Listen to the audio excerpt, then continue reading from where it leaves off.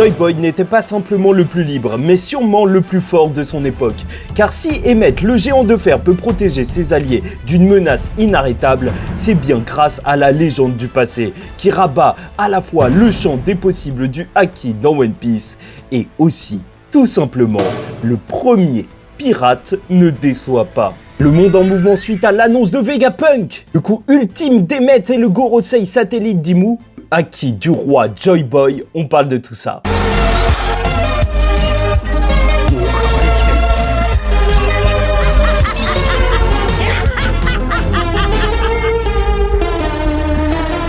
Mesdames et messieurs, ici Chage et on se retrouve aujourd'hui pour la review du chapitre 1122 de One Piece, quand le temps sera venu, avec une cover spéciale étant donné que c'est bien la semaine qui marque la fin de My Hero Academia dans le Shonen Jump. Il y a 22 ans, un jeune garçon a envoyé un dessin seulement âgé de 15 ans à Eiichiro Oda, un dessin de Smoker, et là, pour l'occasion, il l'a refait. Voilà, on le voit, le dessin d'Horikoshi, qui était fan de One Piece et l'est sûrement toujours, et le maître qui s'occupe de le redessiner. Et quel plaisir déjà de voir le style d'Oda, on va le dire une sorte de brouillon de Kohei Horikoshi. Leurs deux styles matchent hyper bien ensemble quand c'est redessiné par le maître, et ça montre encore une fois que le sensei c'est bien Oda. Enfin bref, n'hésitez pas à liker ou disliker la vidéo, commenter, donner votre avis en commentaire et vous abonner si vous n'êtes pas encore abonné, car on attaque la fin de l'arc Egghead tout de suite, et commençons par le monde qui va bouger.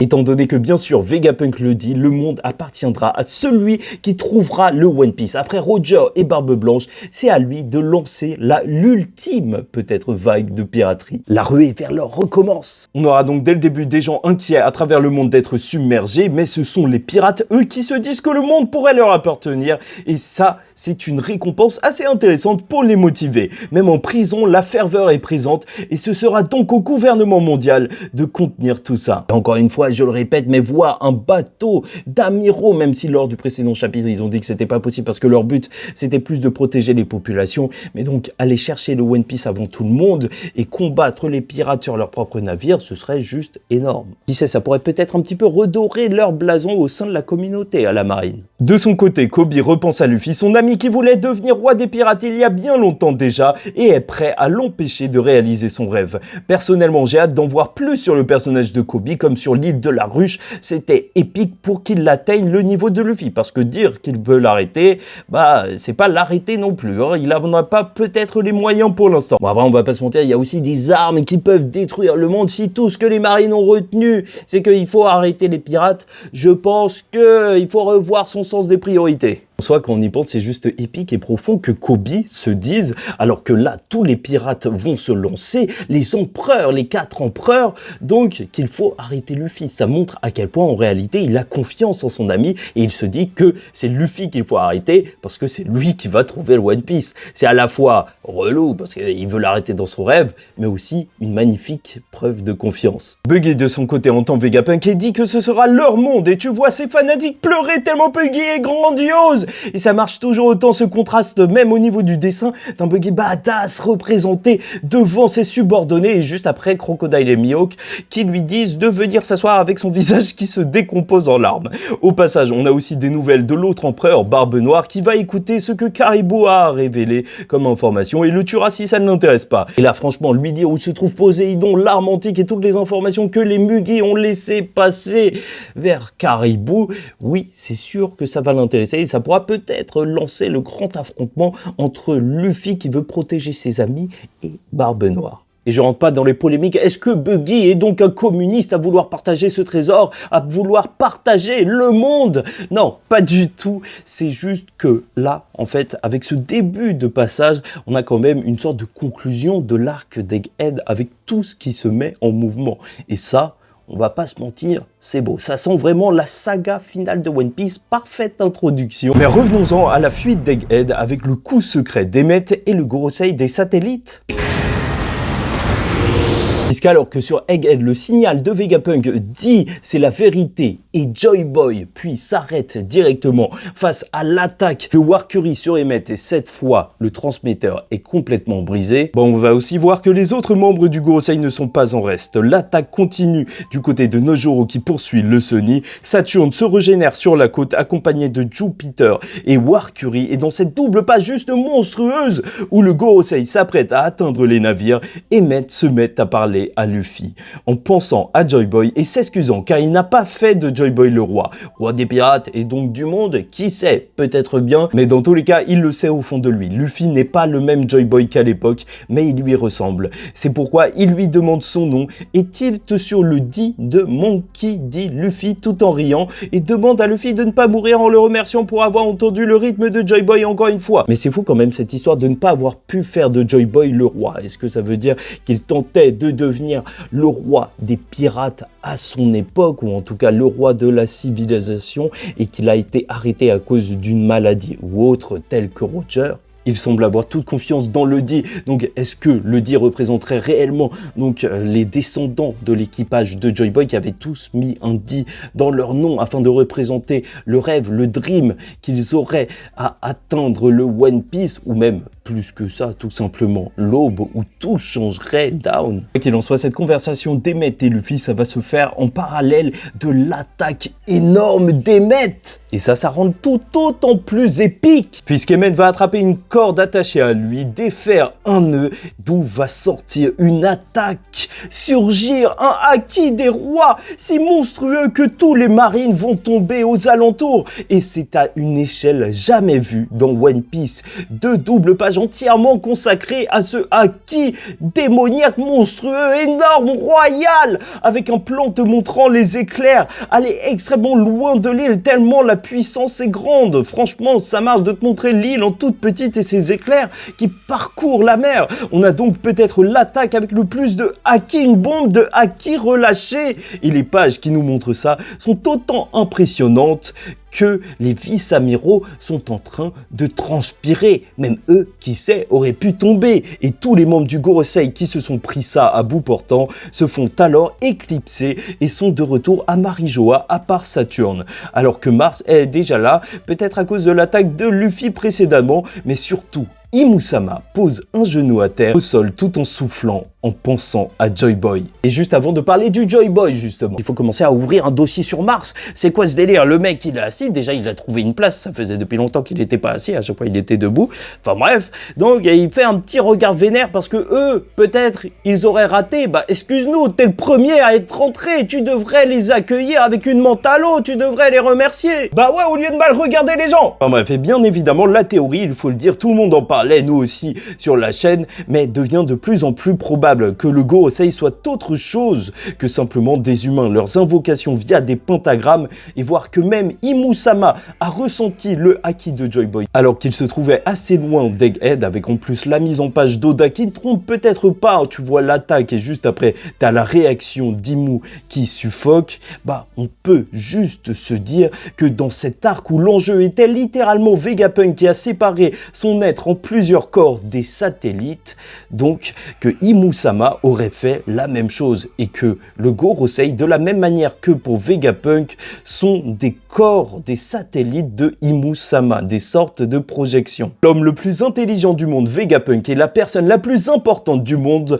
Imusama, ont séparé peut-être leurs corps afin de séparer leurs pouvoirs. Bon après bien évidemment Saturne lui est resté, peut-être dû au fait que lui s'est réellement rendu sur l'île d'Egghead, les autres n'étaient peut-être que des projections d'eux-mêmes, mais même on sait toujours pas si ce sont des réels démons, s'ils ont réellement ingéré un fruit du démon, ou tout simplement comment les frapper. Ça commence à devenir très mystérieux, est-ce qu'il faut un méga haki venu du passé, qui sait? Et justement on y vient, puisque terminons sur la puissance de Joy Boy, le vrai pouvoir du haki et les géants. Et au niveau de la fuite, tout va bien. Le Sunny et le navire des géants sont loin dans la mer et se dirigent probablement vers Elbaf directement. Et alors que les géants se demandent pourquoi le robot a du haki et pourquoi le Gorosei a disparu face à ça, plein de mystères, la fin du chapitre nous montre Egghead avec Emmett, le robot détruit devant Saturne, et surtout un flashback d'Emmett avec Joy Boy. Ils sont sur une île, Joy Boy sur une colline, Emmett est habillé en géant, ce qui est assez mystérieux. Serait-ce eux qui l'auraient créé? Des bras avec des croix comme les Mugi lors d'Alabasta. Donc est-ce qu'il y a eu vraiment un voyage dans le temps? La théorie va encore faire du bruit. Et Joy Boy a un grand manteau. Son chapeau de paille, bien sûr, avec une jambe et une main en moins. Il semblerait, enfin le dessin est assez particulier, c'est juste une silhouette. Mais est-ce qu'il aurait vraiment des membres en moins? Un crochet à la place de la main, un pied en bois. Serait-ce le vrai pirate ultime? Le personnage qui aura un cache-œil dont Oda parlait, le cliché du pirate? Ou peut-être pas du tout? Même a-t-il une taille de boucanier? Et c'est pour ça qu'il y aurait un chapeau géant à Marijoa. De toute façon, c'est assez difficile de voir l'échelle de taille vu que t'as un robot géant juste en face et rien d'autre. Bref, il disait à Emmett que quand le moment sera venu, il faudra l'utiliser pour se protéger. Ce nœud rempli de haki. Joy Boy a compressé et placé son plus puissant haki en Emmett. Il voulait l'aider à l'avenir quand il ne serait plus là, car il mourrait avant, pour protéger la vie de son ami ou même de ceux auxquels il tient. Et franchement, juste voir qu'il dit qu'il veut protéger son ami dans le futur, même s'il ne sera plus là, ça fait de Joy Boy vraiment quelqu'un que j'ai hâte de découvrir quand on aura son flashback en entier. Et même Emmett est touchant et mignon lors de ce flashback, mais encore une fois, ce qui est très important, c'est peut-être de voir tout le jeu de temporalité qu'il y a autour de Joy Boy. Voilà, il te parle d'un événement passé, donc quand il mettait son haki, et c'est pour le futur, tu vois, quand Emmett pourra se protéger. Il y a toujours ce jeu sur la temporalité, sur la mission dans le futur, le moment venu, avec le personnage de Joy Boy, qui est assez mystérieux. Franchement, la théorie de voyage dans le temps, moi je trouve que c'est un petit peu tiré par les cheveux, mais voilà, en tout cas l'idée de temporalité est là. Et alors que les yeux d'Emmett s'éteignent à la fin de ce chapitre, il se dit loin dans le futur et se demande s'il sera seul.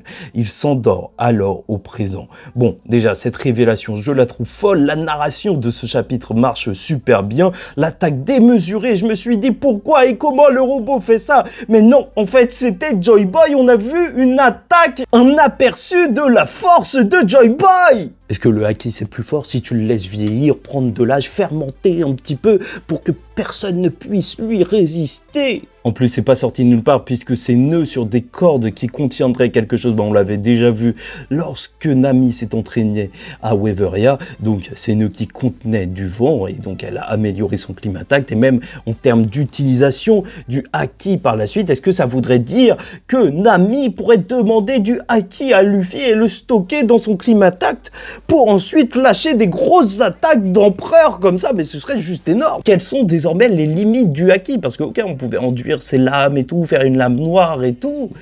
Mais là, ça commence à aller de plus en plus loin. Est-ce que tu peux créer des bombes de haki? Mais ça va partir super loin. Et bon, on notera aussi que ce sera un moment d'autant plus solennel dans l'anime qu'on entendra pour la première fois sûrement la voix de Joy Boy. Et vu que Imu a suffoqué, donc peut-être aussi la voix de Imu-sama. Et je terminerai sur une chose quand on y pense qui est plutôt folle. C'est que bien sûr, Emmett, seul Luffy pouvait l'entendre. Et là tu vas me dire, ok, mais qu'est-ce que les autres personnes ont entendu donc? Bah quand Luffy lui a parlé, ils ont juste entendu donc un Yonko, Monkey D. Luffy, une énorme menace, dire « Je suis Monkey D. Luffy, celui qui deviendra le roi des pirates » et ensuite... une énorme explosion de haki. On est à deux doigts de voir des marines se réveiller et se dire que c'était le haki du grand Monkey D. Luffy. Et bon, pour l'instant, il n'a pas ce niveau, mais pour l'instant, ah c'est fou. Et globalement, le chapitre 1122 de One Piece est une assurance, car alors que le monde tremble de peur ou d'excitation face à la nouvelle de Vegapunk, comme quoi le monde appartiendra à celui qui possède le One Piece, Pour l'heure, il est juste question de survie et de fuite pour les Mugiwara. Mais alors que les monstres du Gorosei sont prêts à ne laisser personne s'échapper, le géant de fer les arrête via une étrange puissance mystérieuse, la force et le haki de Joy Boy, faisant trembler terre et mer ainsi que les plus grands soldats et ayant renvoyé le Gorosei à Marijoa. Il a permis aux Mugiwara de s'enfuir. La mission d'Emmet est donc accomplie. L'assurance de Joy Boy. Son haki a traversé les âges pour protéger les nouveaux alliés d'Emmet. Ainsi, l'amitié entre le géant de fer et le Joy Boy a permis à Emmet de littéralement protéger le nouveau Joy Boy.